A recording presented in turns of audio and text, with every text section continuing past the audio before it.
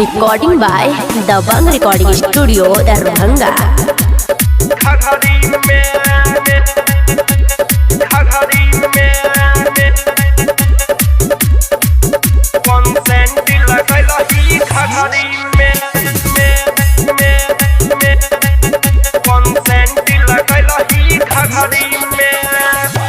हे गे तोरा देख के हमरा लागई छही दिल तोरनी गे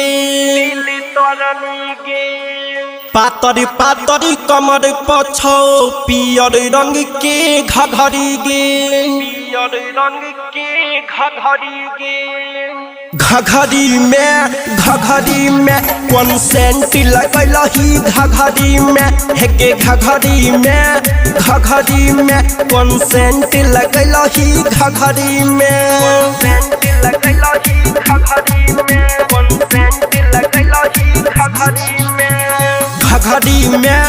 घघरी में कौन सेंट लगलही घघरी में हे गे घघरी में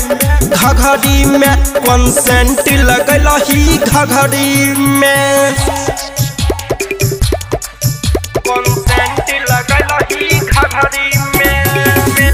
Music by DJ Radhe Raj.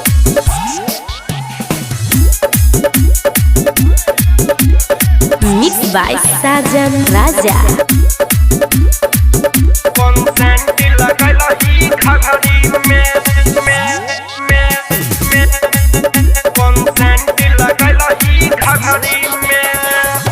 अगे नैनी शराबी होठ गुलाबी चमचम खूबे चमकै छौ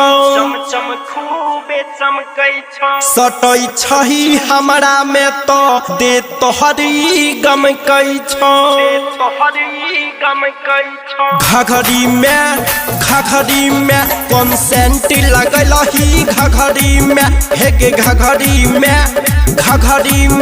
कौन सेंट लगलही घघरी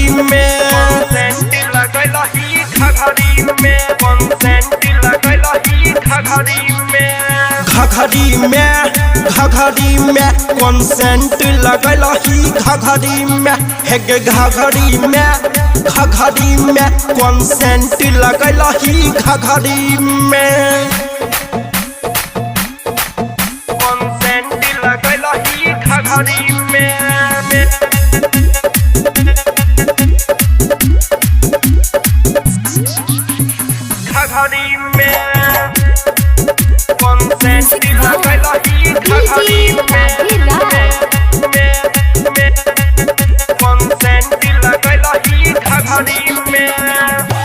हे गे कार्तिक करे जाके तू बात नहीं मानै छी मिथिलेश सिंटू के बात में रहै छी घघरी में कौन सेंट लगलही घघरी में हे गे घघरी में कौन सेंट लगलही घघरी